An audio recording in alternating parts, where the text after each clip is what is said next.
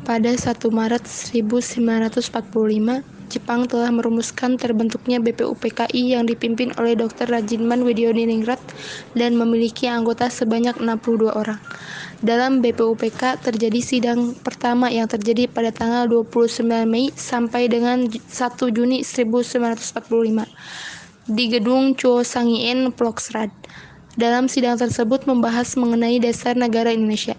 Sidang tanggal 29 Mei diawali dengan perdebatan seluruh anggota-anggota sidang BPUPK di dalam ruangan Ploksrad.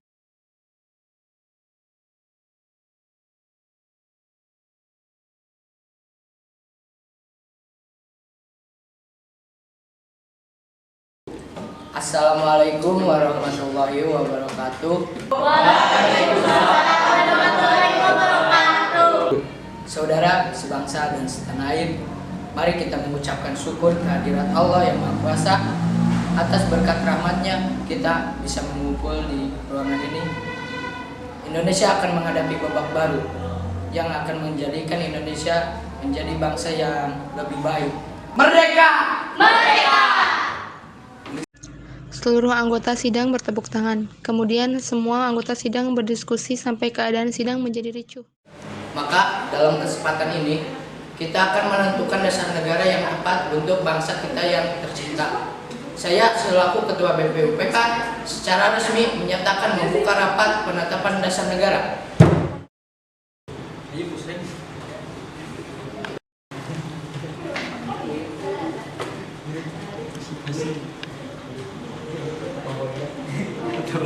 Saudara-saudara sekalian, kita memang punya tujuan yang sama. Namun, jika kalian hanya berbicara di dalam kelompok itu sendiri, itu hanya percuma. Jadi, sampaikanlah usulan kalian di depan forum.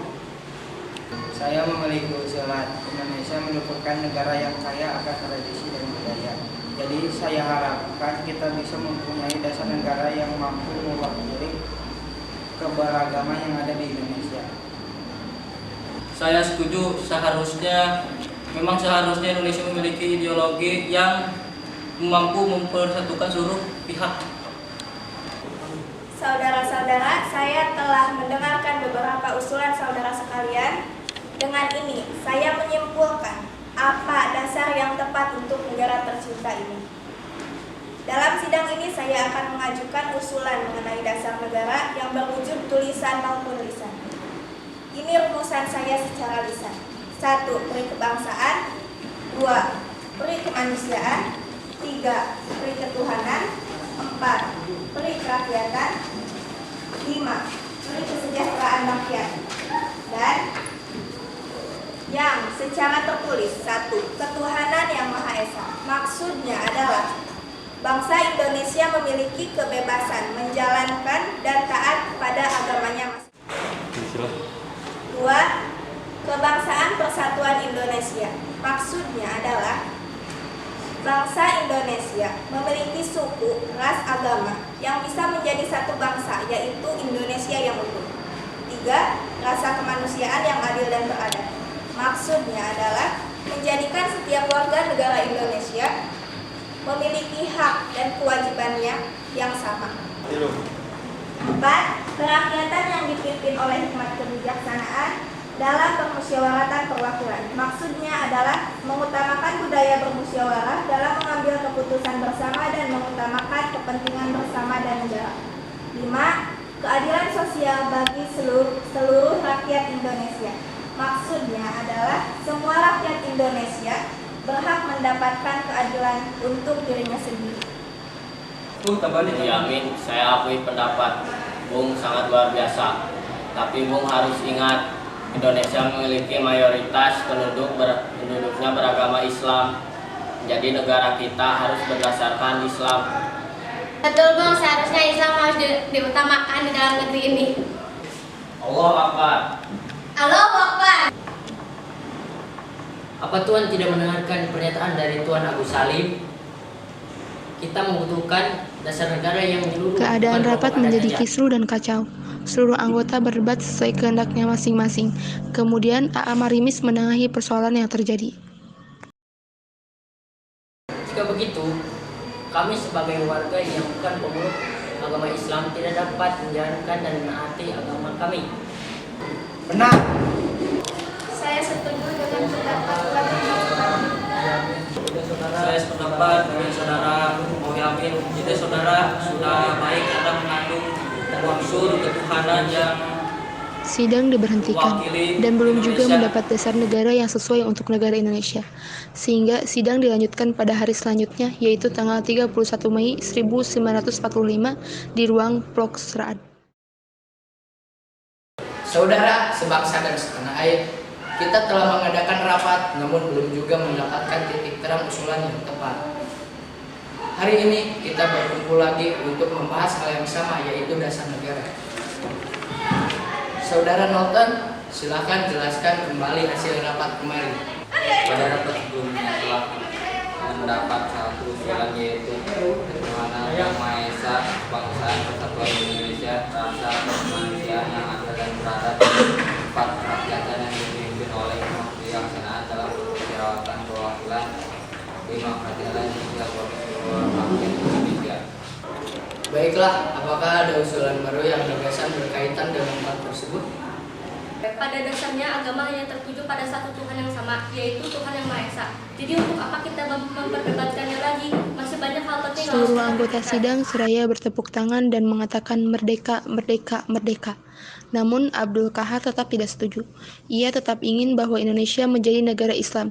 Kemudian Mohatta menyampaikan pernyataan sebagai penengah.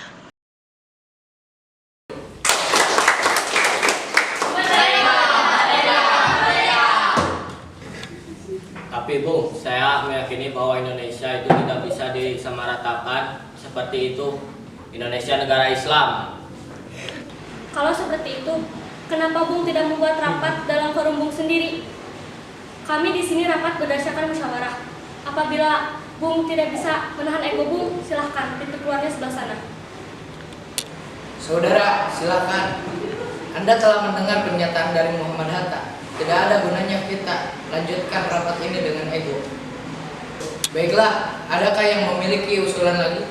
Saudara-saudara, saya ingin menyampaikan ide untuk dasar negara kita tercinta ini. Berikut asas-asas dari saya. 1. Persatuan. 2. Kekeluargaan. 3. Keseimbangan lahir dan batin. 4. Musyawarah. 5. Keadilan rakyat.